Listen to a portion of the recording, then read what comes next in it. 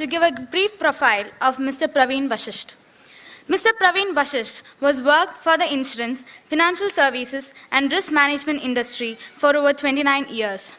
He is currently the Executive Chairman of Asia and Middle East region of Howden, the insurance broking arm of the UK-based Hyperion Insurance Group.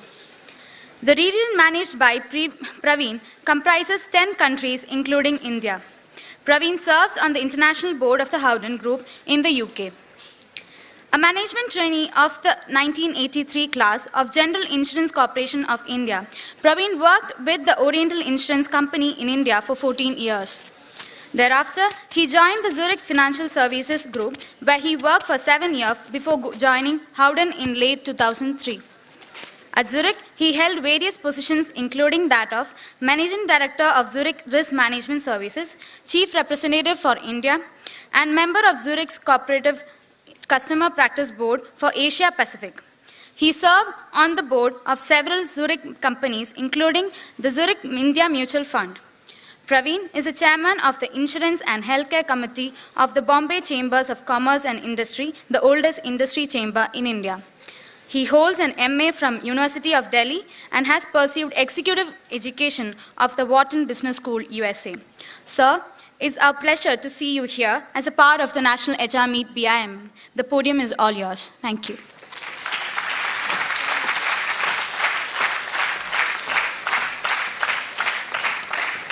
Hi. Okay. Good afternoon, everyone. I hope you guys have had good lunch. Thank you.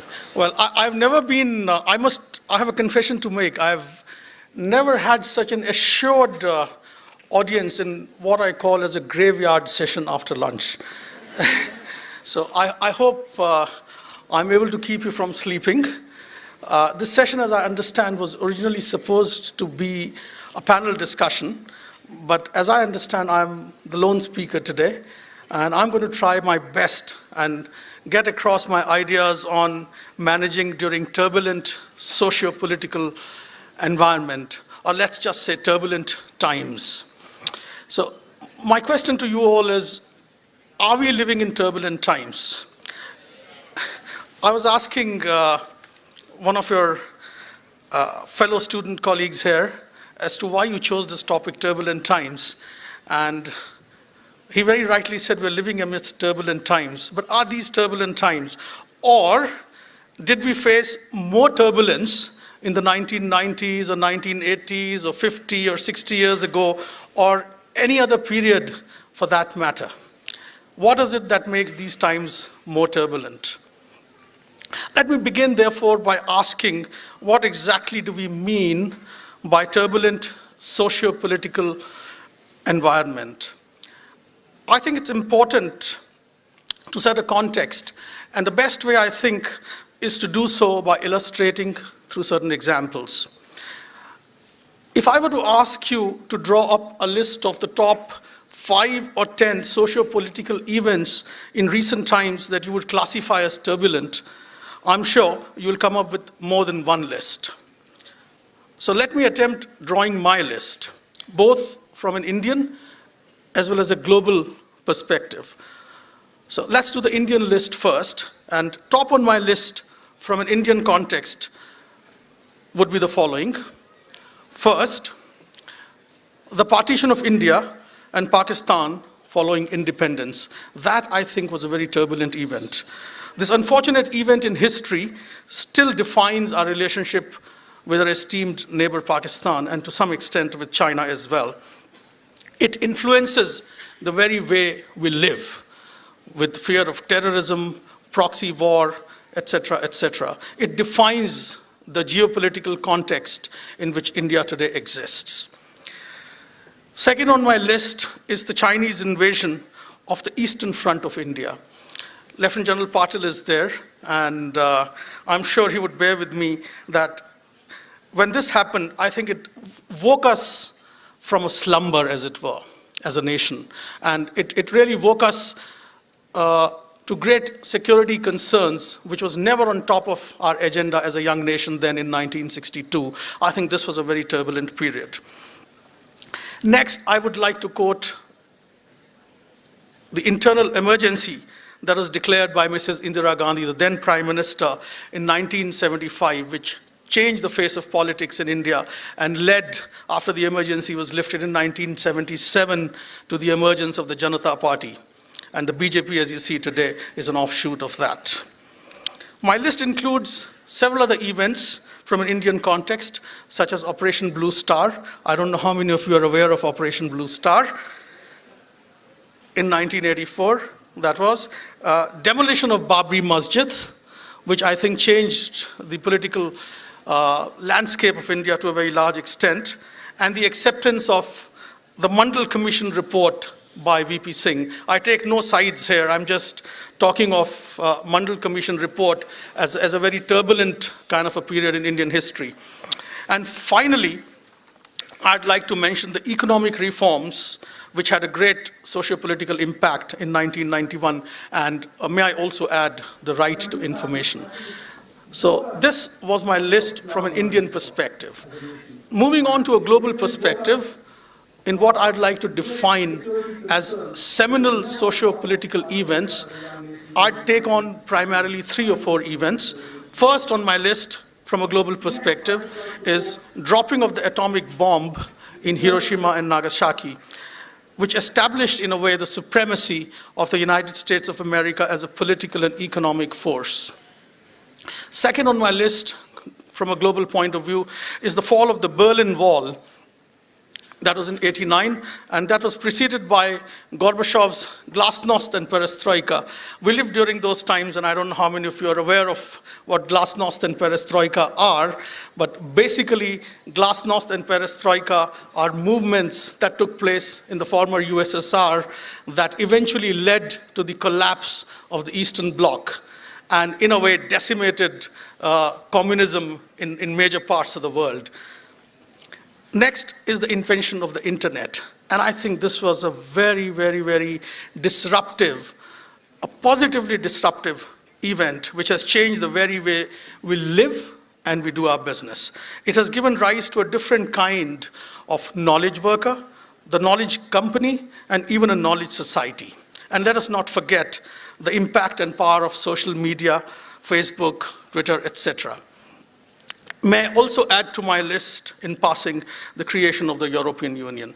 So in short, from an Indian and a global perspective, the events that I listed, according to me, were all turbulent events.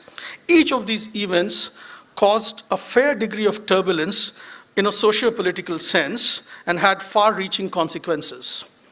There are some common characteristics across these events. Almost all of them were accompanied by uncertainty, ambiguity, disruption, chaos, and in many cases, fear. And that, according to me, is what characterizes turbulence. These were all crisis situations. In short, they were defined by a very sharp change. And fundamentally, I think change is painful. So managing change, managing crisis, managing conflict, managing turbulence, and I think these are all interchangeable phrases and words in a sense. So managing all these, therefore, is not only painful, but also dramatically difficult. No century, I think, in recorded history has experienced so much change, so many social transformations, and such radical ones as the 20th century. Getting onto the 21st century, of which we have seen only 12 years, as I look around and see what's happening, especially in India today, I see the following. And I'll just quote 2 things. First, I see increasing social, political, and even economic polarization. I see increasing angst or anger against corruption, which remains a bane and a major socio-political and economic issue. I'm sure you're all aware of the scams that are being talked about. I'm sure you're all aware about Anna Hazare's sporadic movement. I'm sure you're all aware about the movement against corruption, etc. It's far from over. I think it's just the beginning. It's therefore imperative to ask ourselves, what is it that makes turbulent socio-economic periods or socio-political periods, or environments challenging to manage? And how do you manage? How do we manage these kind of turbulent times? From the perspective of an organization, I'd like to address the how of managing turbulent socio-political climates or environments. And I'd like to talk basically of four requisites, or four prerequisites or recommendations, if you would like. My first recommendation, I think, is what I'd call attitude or approach. In this context, I'm reminded of the famous words of Red Butler from Gone with the Wind. I don't know how many of you have read that classic novel and how many of you have read that or seen the movie. Red Butler's role was played by Clark Gable. And Clark Gable, who renders these famous words so nonchalantly, says in Gone with the Wind, there is money to be made both in the making and the breaking of a civilization. So what I'm essentially saying here is that Red Butler saw an opportunity in a crisis. And the crisis I'm referring to was the American Civil War between the North and the South, which eventually led to the abolition of slavery in the United States. So Red Butler basically saw an opportunity in a crisis.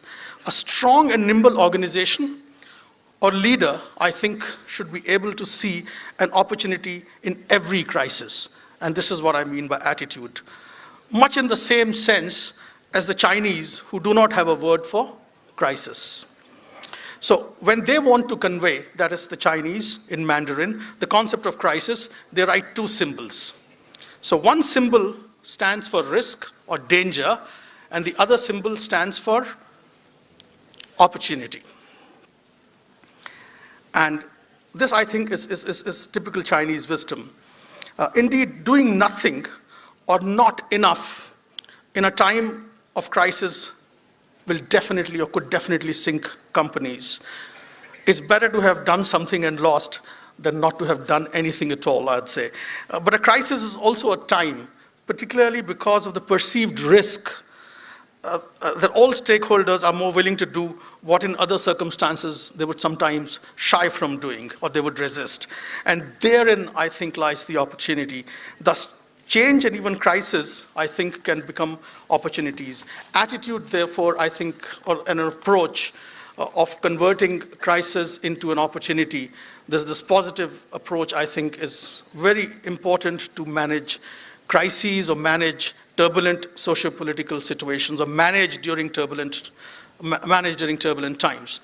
The second thing I'd like to talk of in passing, and this could be a separate subject matter for a separate debate altogether, is strategy.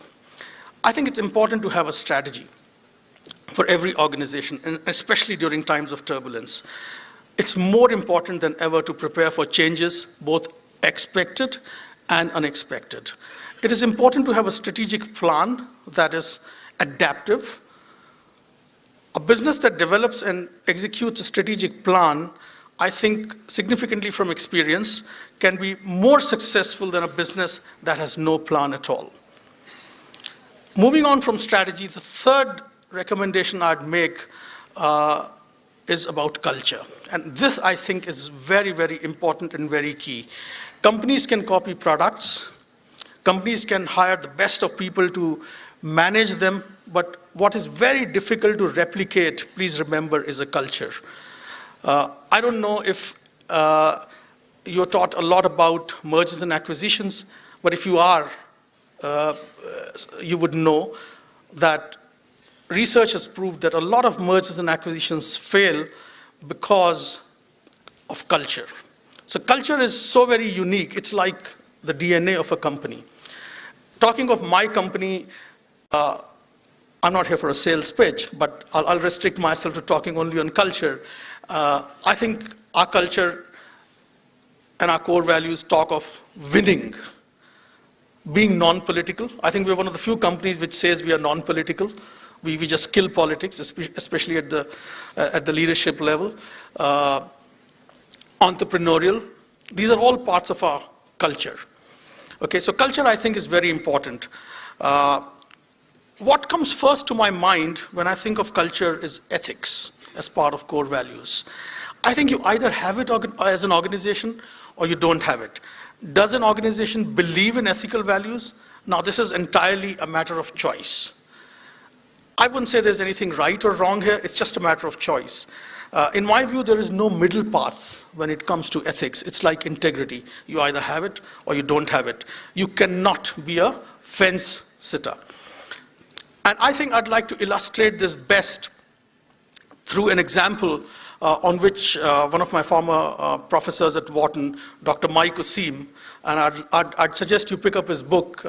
It's by Dr. Michael Useem, who is director of Strategic Leadership and Change Management. I hope I'm getting his title right. He has written this book called The Leadership Moment. So the example that I'm going to cite is copiously talked about in this book of Mike. And this is an example sometime in early 1990s, the example of Salomon Incorporated. Salomon Incorporated was a bond trading company, just like Lehman Brothers was. And in August 1991, and I now go ahead with my case study, a short one, just to talk about ethics in business and how important it is to deal or to cope with turbulent situations. So in August 1991, the US Treasury Department took an unpleasant decision to suspend Salomon Inc. from bidding at Treasury auctions. This happened because a so-called star trader, I think his name was Paul Moser, he continuously engaged in unethical behavior and breached the US Treasury Department's guidelines and regulations repeatedly. And he thought nobody is going to come to know, and he thought he can brush it under the carpet. And even when this was brought to the attention of the then legendary chairman and CEO of Salomon Inc., that is John Gutfreund, Gutfreund just sat on this information.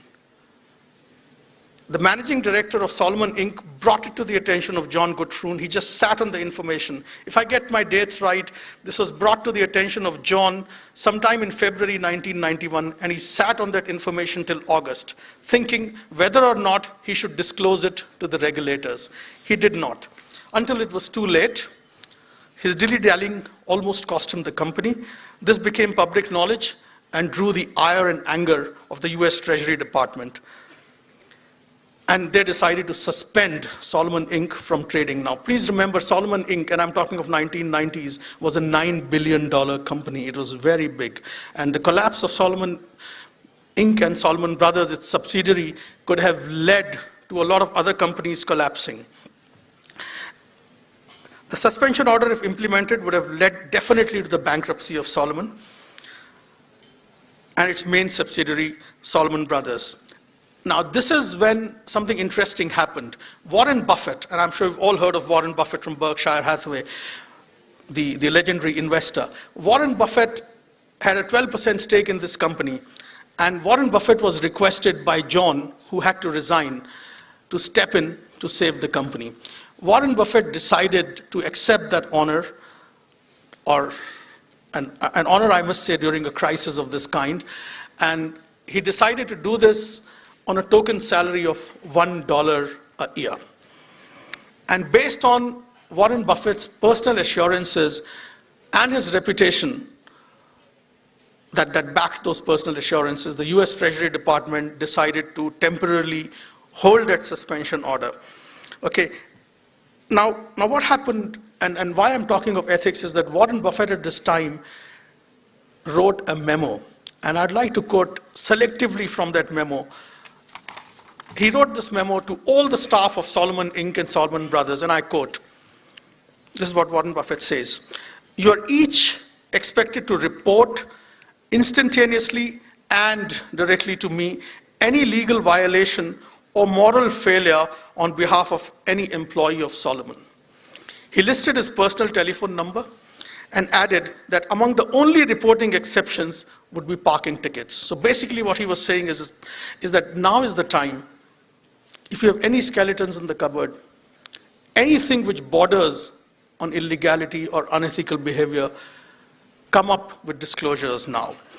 A week later, in an address to all Salomon employees, he called for hard work along a straight and narrow path. And he said, and I quote, "If you lose money for the firm by bad decisions, like I have done plenty of times at Berkshire Hathaway, I will be very understanding.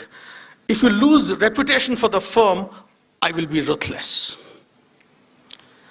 So this is a classic example of ethical behavior. I was just talking to somebody about this very seminal work of research which resulted in this famous book called Built to Last, okay, and which talks about, I don't know how many of you here have read Built to Last. Okay, great. So you would know what I'm really talking about, those 10 or 12 or 13 qualities that are high on the agenda of companies that have existed and survived for 10, 15, 20, 30, hundreds of years. GE, Merck, name more.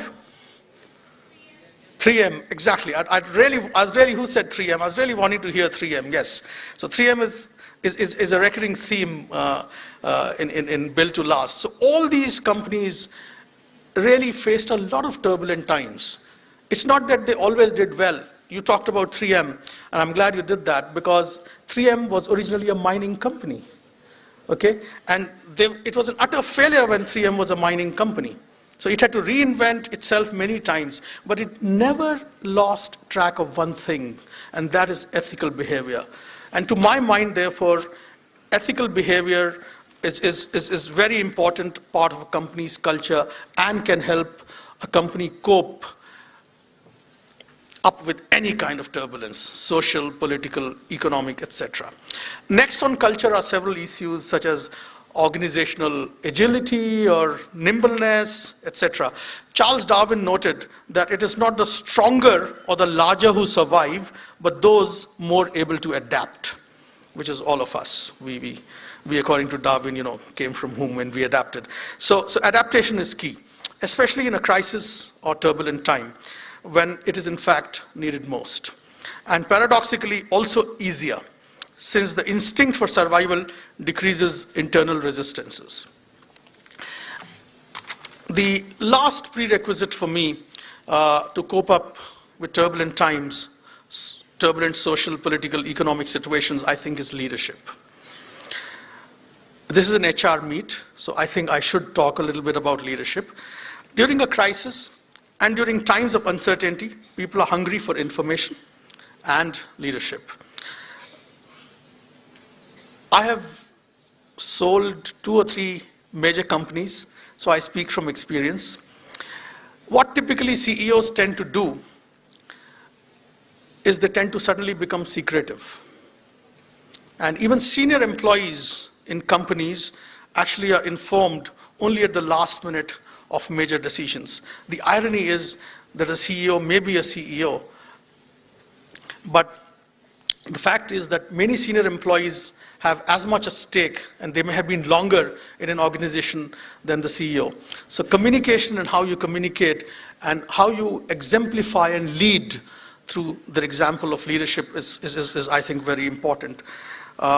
I think far-sighted leaders endeavor to use times of crises or turbulence to spirit past their less nimble competitors. They can turn turbulent times into a competitive advantage. That's when I think good leaders can overtake a lot of competitors.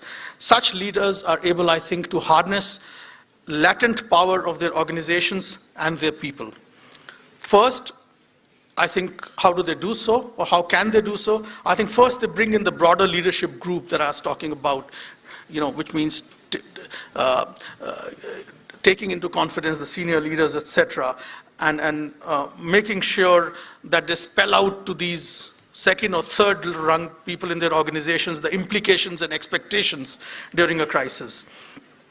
Then I think it's also important for leaders to share their personal views and reactions in a crisis situation. Employees want to know what their leaders think, and employees want to know whether their leaders are human and whether they have a heart. I think that's very critical. People will rarely go out on a limb. People will rarely stretch out for a person who is all logic and no emotion. believe me, especially during difficult times. And then I think it's important for leaders to drive and monitor and track progress. Finally, they make sure that they maintain lines of communication. Communication, I think, both external and internal, becomes critical during crisis times. So it's important to strengthen the bonds across the company and particularly within teams whenever a crisis hits. Communication, therefore, I think is key. So finally, to conclude, I will just say that turbulent times are not easy to manage, but they also present an opportunity to those who have the desire and the mental makeup to seize such opportunities. Thank you very much for your attention. I'm open to questions.